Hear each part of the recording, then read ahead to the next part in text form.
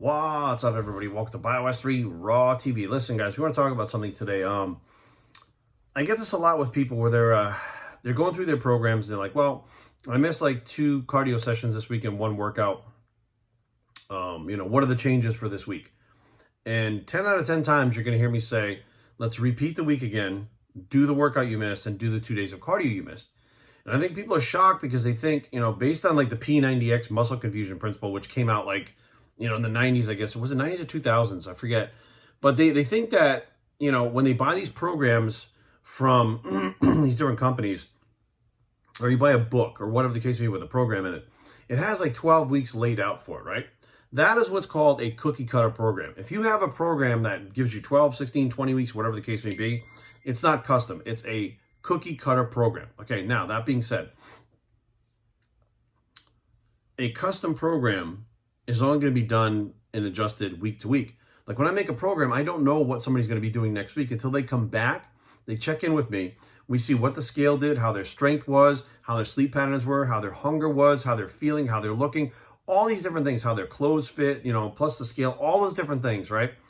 When we figure out what's going on from the week, and you got all your cardio sessions in, you got all your training in, you got all your macros, you nailed your numbers and everything. We go, okay, the body adapted. This is what happened, the result. Now, what we want to do is we want to train and diet and do cardio where we want the body to go next, okay?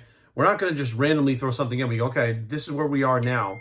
To get to that next part that we want to get to, we're going to have to make an adjustment to get to the next one, right? So that there's no plateau. You can't just keep doing the same thing. But how would you know where to go and what to do next if you didn't see what the body was doing already? Now, bear with me. So when people come to me and they go, I missed this cardio, I missed this training program, etc. It's like step by step, okay? For some reason, people think it's like homework. You can just make it up later, So my question is this, and this is like really kind of sets off a bell and makes people think. And I go, okay, well, macro-wise, whether you're working with me, whether you're working with someone else, macro-wise, right? You have a set of macros, protein, carbs, and fats, every day you have to hit, right? Yes. That's daily, right? Yes.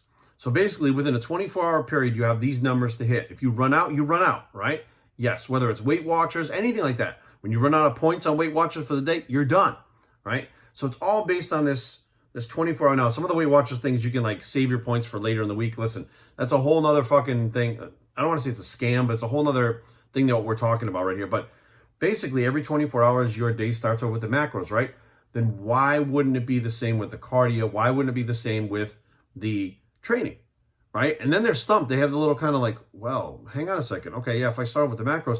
So let me ask you this question, right? If you have 52 weeks in a year, you train every body part 52 times, right? And you miss a week. Tell me out of the 52 weeks where you have time to make that up. You don't. You would have to double up. Now you're looking at changing the program to where, let's say you couldn't bench press 300 pounds one day, right? You missed that workout. Are you going to try for 330 the next time when you don't even know if you can do 300? You have to do the 300 first. You have to walk before you run. You have to crawl before you walk before you run before you fly, etc. Right? And I think people don't get that concept. They think because of P90X and these programs that were changing constantly, or the books that they get, right, that have the things planned for them, they think that everything has to change all the time. And I'm like, well, hang on. If you went and bought that book, how many people are successful based on routines they buy in books? I've done them all. And I can guarantee you right now, as sure as I'm sitting here right now, when I was younger, I would change things in those books. I would not get the results that was promised from the books, and I would blame it on the program. It wasn't the program, it was me. It was me adjusting shit to fit my lifestyle and adjust what I wanted to go on rather than following what the fucking thing told me. So if you're out there adjusting shit like that, skipping days, whatever, you lose that opportunity to stimulate the growth. The idea is you have, if you're doing arms this day, right? And it takes you X amount of time to recover, because don't forget, when you're training back, you are training biceps. When you're training chest and shoulders, you are training triceps. When you're doing these movements, when you're squatting heavy, dude, you don't realize your shoulders are being trained, your everything is being trained. It's contracting against 500 pounds on your back.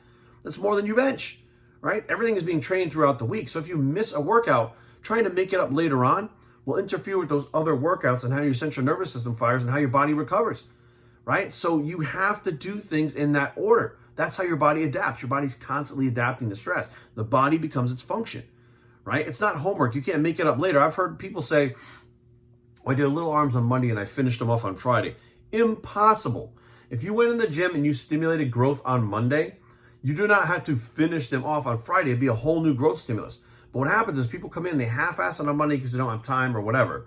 And they go, well, that's good enough. I got a little bit of a pump. I'll come in and finish them. They think that the muscle stays there and they can come back in on Friday, do the rest of the sets on Friday and get the growth. What happens is you kind of stimulate the muscle a little bit, not enough to grow. The muscle repaired and recovered, didn't do shit. Then you came in on Friday, finished the workout with half-ass sets towards the end of that, barely stimulated the muscle again, and it recovered, and it basically got ready for the next week. So nothing happened that week whatsoever when you separated those workouts. The whole idea was that volume, that intensity, that weight was supposed to be used on Monday, and it takes X amount of days to recover. First, you need to recover, then you grow. People forget that there's a process before muscle growth. Recovery. You have to recover before you can grow. You haven't stimulated enough to cause growth. The body does recover, and then it goes into a state of, as fast as the body can be trained, it can be untrained. Although you don't see it and feel it right away, if you have trained on Monday and half-assed it, by the time you get to Friday, your body is already recovered and starting to go backwards cellular-wise. So people don't realize, like, you have to be consistent. Consistency is the key with this whole fitness thing. Whether it's cardio, diet, training, consistency. Missing days. Look, I'm not going to tell you missing a day here and there is going to affect your progress that much. It's not.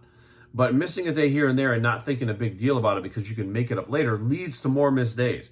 It leads to the attitude that I can fuck up, I can skip days, I can do this, whatever, and make it up later, right? It's like a fallback. It's like well, I didn't do my homework, so I'll make up my homework tomorrow, right? It gives you the ability to slack off, the mindset to slack off. And if you get away with it and you think you're getting the same progress, then why should you go back to being consistent?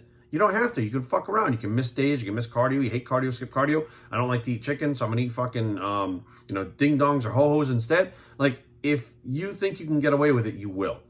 Rather than being consistent and making sure that you're getting the most out of your workouts and you're growing as fast as you can, you end up getting all these ideas in your head. Well, I'll start my workout on Monday. I'll finish it on Friday. I'll skip cardio over here. It's not going to matter. I'll make it up on this day.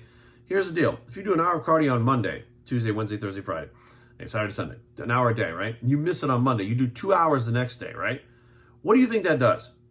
First of all, it puts more demand on your body than it's used to. Therefore, an adaptive response stuff has to happen, right? What is that adaptive response? Well, now 2 hours of cardio is the norm. So the body will begin to adapt to the 2 hours of cardio, right? Now what happens is that body gets adapted and used to that 2 hours of cardio. When you go back to 1 hour of cardio, it's not enough. So the body starts to adapt again. Now, how does it adapt? It slows itself down again. It slows down the calorie, the calorie burning, or I'm losing the word right now, but essentially the calories that you were burning are no longer being burnt. And that has changed your metabolism. So the macros that you've been eating all along at 1 hour a day, now on Tuesday, you do the 2 hours. Wednesday, when you go back to the hour, that's 1 hour cardio. That's actually too many calories for your body because your body's adapting to the other one, the 2 hours.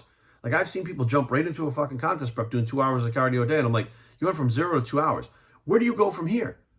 Like, the body adapts. Now, 2 hours of cardio is the minimum you can do, and your fat loss is stalled. That means you're stuck there. That's your plateau, which means if you do less than 2 hours, your body fat is going to go up, right? So you need to do more than 2 hours or restrict your calories. Like, the body adapts like this. It adapts so well. It's an amazing machine. It's a living, organic, breathing machine. And it literally will adapt to any form of stress you give it, which means if you're doing cardio for 2 hours, it's going to adapt to that. If you're doing cardio for half an hour, it adapts to that. That's why I use very slow progression, because you don't understand. You can go from doing 30 minutes of cardio to 35 minutes of cardio and still lose a good amount of fat in the week. Like, you don't have to make these big jumps and adapt. So if you're doing 35 minutes, 40 minutes, 45 minutes, 50 minutes, 60 minutes, slowly increasing that cardio, guess what? Your body adapts to that, right? So now what happens is it's consistently burning more and more and more and more and more because you're increasing the demand. It's progression in cardio like there's progression with weights. It's the same exact concept. So skipping things, missing things, although you don't think it is a big deal, it may not show on your physique that week. But if you come to me and you've missed something, you're going to redo that week again because we'll get your body to adapt. That's how it works. If I can make your body predictable, okay, with adaptation, which means that every week we're making these changes and your body's continuing to follow those changes and progressing every single week, then we know that we're on the right track. If you start skipping weeks and skipping shit, you come back, where do we begin? We can't begin where we left off. You took 2 weeks off. Therefore, we're not going to be able to go back to, 2 hours of cardio, whatever the case may be, and readapt to that. So what we do is we go, okay, this is where you are now. This is where we're starting from now. Let's start here, right? Your macros were all off. They were 500 calories above for the last 2 weeks.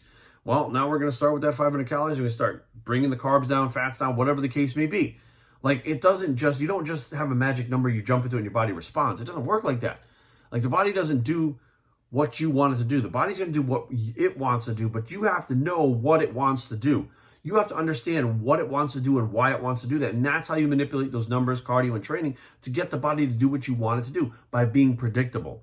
If you drink water all day long and stop at 9 o'clock at night, right? You drink any more water.